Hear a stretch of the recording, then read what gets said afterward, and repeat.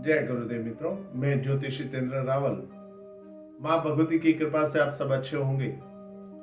कल हमने सुना डायन विद्या के बारे में। आज मैं बताता हूँ कि किस प्रकार एक डायन के द्वारा किसी की मृत्यु का कारण बनी वो डायन, और उस मृत्यु के बाद भी वो जीवित कैसे हुआ। सीतापुर नाम का एक गांव था। वहां पर उस गांव में एक सुखी परिवार रहता था, जिसमें पति पत्नी थे और उसके माता पिता जो थे वो उनका देहांत हो चुका था। श्यामलाल और उसकी पत्नी जानकी देवी दोनों अपना सुखी जीवन व्यतीत करते थे। लेकिन श्यामलाल जो था वो तंत्र विद्या में बहुत ही पारंगत था। वो अपने जीवन काल में कभी भी किसी चीज से डरता नहीं था,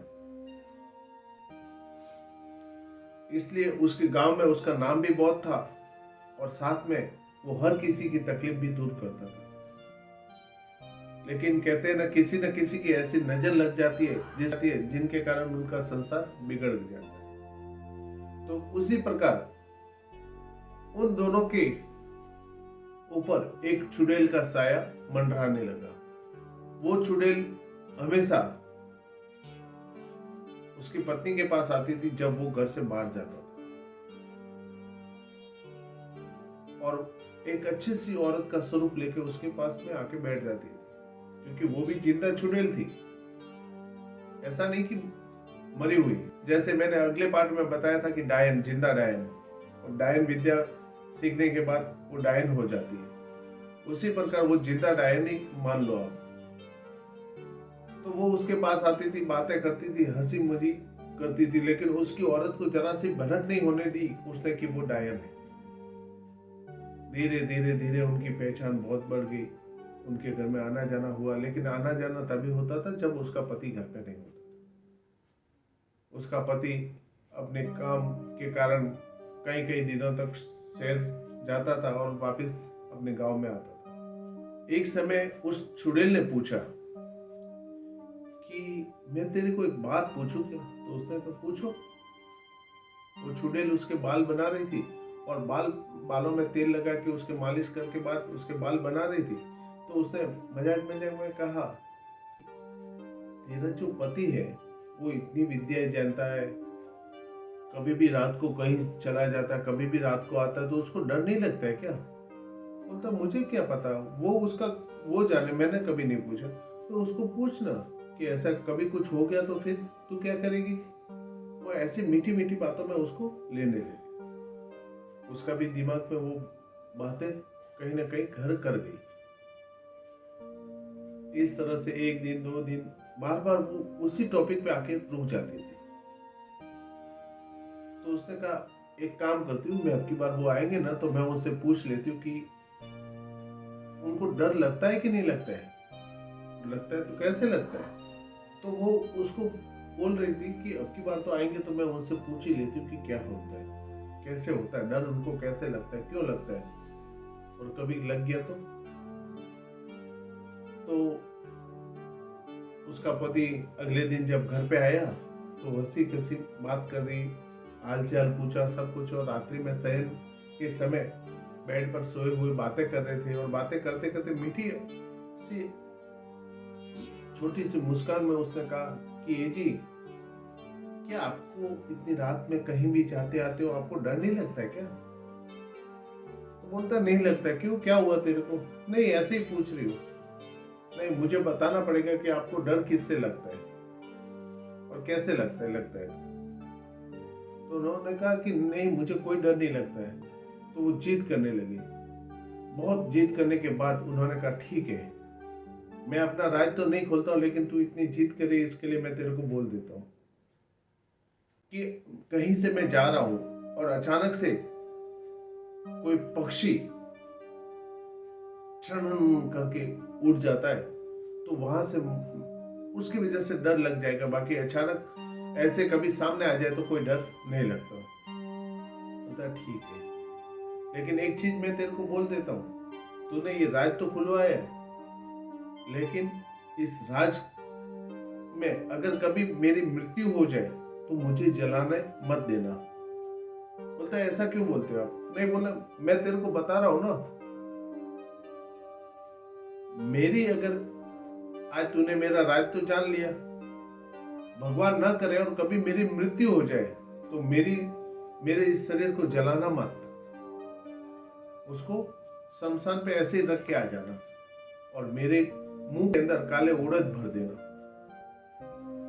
बोलता है ऐसा क्यों बोल रही हो? बोलता मैंने जो बोला ना वो सुन और उसको ध्यान में रखना बस, क्योंकि तू कभी ऐसी बातें करती है नहीं है, और तूने आज अगर ये बात की है तो कहीं ना कहीं कुछ तो कारण होगा। इसलिए मैं तेरे को पहले ही बोल देता हूँ कि मेरे मुंह में काले उड़द भर देना, लेकिन ये बात अभी किसी को बताना मत।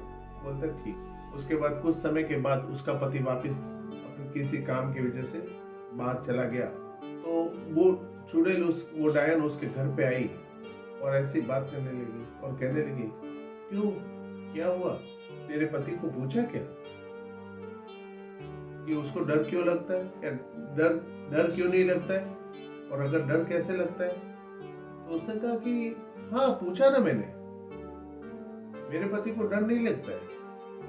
हाँ, लेकिन अचानक कहीं से आ रहे और झाड़ियों में से कोई चिड़िया उड़ जाती है तो जरा सा डर लग जाता है। बोलता ठीक है, लेकिन तू ऐसा क्यों पूछ रही है? कुछ नहीं रे, मैं तो ऐसे ही बात कर रही थी, अच्छे मजाक कर रही थी। वो डायन ऐसा करके बात को टाल के चली गई।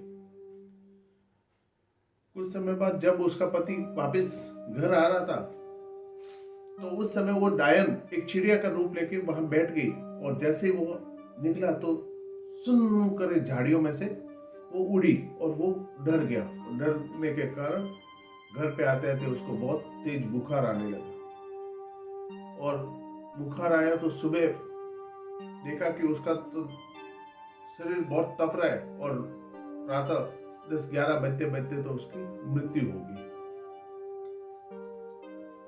उसकी मृत्यु हुई तो उसकी पत्नी बहुत रोने लगी, बहुत रोने लगी, और जब उसकी अर्थी को सजाया और जब उसको लेके चलने लगे तो उसने कहा कि कुछ समय के लिए मुझे मेरे पति के पास रहने दो और आप सब बाहर चले जाओ। और उन सबको घर में से बाहर निकाला और उसने अपने पति के कहे अनुसार उनके मुंह में काले उड़द भर दिए, और उसके बाद कबाड़ खोला और कहा कि मेरे पति की आखिरी इच्छा थी कि आप उसको जलाए नहीं, उसको जलाना मत, उनको कब्र में डाल देना या फिर ऐसे ही उनको रख देना। तो सब लोग गांव के कहने लगे कि तू बावड़ी हो गई क्या? कभी अपने धर्म में ऐसा होता है कि किसी व्यक्ति को छोड़ दिया जाए या गाड़ दिया जाए? तो बोलते मेरा पति है ना, मैं बोल रही हूँ ना, ये मेरे पति की आखिरी इच्छा थी, आप कुछ मत करो, मैं कहती हूँ वही करो। गांव वालों के समझाने पे भी वो नहीं समझी और उसकी जीत के आगे वो सब हार गए। उसके बाद उन्होंने उस लाश को वहीं पे शमशान घाट पे खड्डा खोद के गाड़ दिया। रात्रि हुई। रात्रि होने के बाद वो डायन जो थी वो और उसके साथ की जितनी भी सहेलियां डायन थी वो सब नग्न अवस्था में शमशान घाट पे पहुंच गई और उसको खोद के बाहर निकाला, और बाहर निकालने के बाद उसकी जो आत्मा थी उसके शरीर के अंदर डाल दी, और जैसे ही उसके शरीर के अंदर डाली उसने मन में ही मंत्र को पढ़ा और मुंह में जो काले उड़द भरे हुए थे उसने जोर से फूंक मारी और उन सभी चुड़ैलों पे, डायनों पे वो उड़द गिर गई और सारे की सारी गधी बन गई। गधी बनने के बाद उन सबको बांध दिया उसने, और बांधने के बाद उन सबको लेके आया और गांव के बीचों बीच चबूतरे पे उसने सबको गधियों को बांध दिया। और उसके बाद प्रातः हुई, जब लोग आने लगे कि ये क्या, आज किसने इधर गधियों को बांध दिया है, और उसको देखा तो अरे ये तो मर गया था, जीवित कैसे हो गया? पूरे गांव में 2 मिनट में तो पूरे गांव में ऐसी बात चर्चा हो गई और सारा गांव वहां आके इकट्ठा हो गया। और उसको तो पता था कि कौन कौन है, किसकी किसकी बीवी है। तो उसने सबको पूछा, क्यों भाई तेरी बीवी कहाँ है आज? पता नहीं, सुबह से दिख नहीं रही है। ऐसे करके 8-10 लोगों को पूछा और सब ने कहा हमें पता नहीं है कि मेरी बीवी कहाँ है। और उसने कहा कि तुम्हारी जो बीवियां है ना वो डायन है, और तुम लोगों को इतनी समझ में नहीं आती कि अपनी उस डायन को लेके चल रहे हो और दूसरे के बच्चों को वो खा रही है। तो बोलता है हमें कैसे पता, हमको थोड़ी पता चलता है। तो बोलता है वो रात्रि में तुम्हारे पास से जब चली जाती है तो समझ में नहीं आता। बोलता है नहीं, क्योंकि हम तो गहरी निंद्रा में होते हैं। और वाकई ऐसा ही होता है। जो भी डायन होती है ना, अगर वो अपने पति को बिस्तर में अकेला छोड़ के जाती है तो ये समझ लेना उसको ऐसी क्रिया कर देती है कि ताकि वो जब तक वो वापस ना आए तब तक वो उस नींद से जगे ही नहीं। और उन्होंने कहा कि आओ मैं तुम सबको दिखाता हूं तुम्हारी पत्नियां कहाँ है। उन्होंने एक मंत्र मारा और सभी नग्न अवस्था में वो खड़ी हो गई और उसको सभी ने लट लगा के बहुत मारा। मारते मारते मारते अधमरा हो गई, और ताकि जीवन में वो ना तो कुछ कर पाए ना कहीं हिल डुल सके, हाथ पैर तोड़ के रख दिए। उसके बाद उसी के द्वारा उसके अंदर जो नकारात्मक ऊर्जा थी उन सबको उसने उनके अंदर से बाहर निकाल के बांध दिया। सभी अपनी अपनी बीवियों को घर लेके गए और उसके बाद उन सबका इलाज कराया। और वो भी घर पे गया और उसकी पत्नी ने उसको देखकर बहुत खुश हुई और उन्होंने कहा कि देख, मुझे पहले ही पता चल गया था कि ये तेरे दिमाग की उपज नहीं है, ये किसी और की उपज है।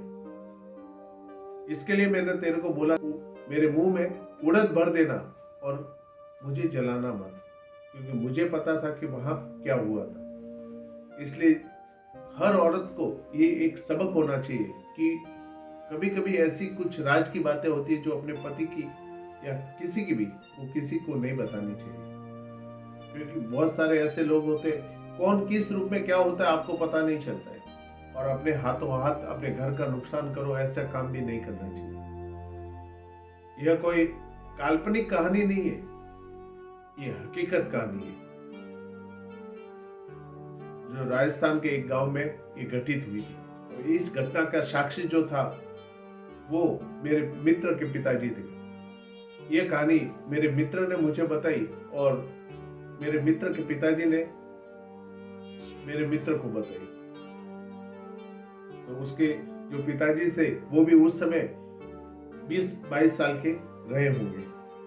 तो ये घटना जो है हकीकत घटना है, और डायन जो रहती है वो इसी प्रकार से करती है। किसी को मारना हो, किसी की जान निकालनी हो तो वो करती है। कभी कभी छोटे बच्चे मर जाते हैं तो छोटे बच्चों की आत्मा को वो रात्रि के समय वापस शमशान घाट पे जाती है और उस बच्चे को उस खड्डे में से बाहर निकालती है और उसके अंदर जान भर के फिर वो उसके साथ सभी खेलती है नग्न अवस्था में।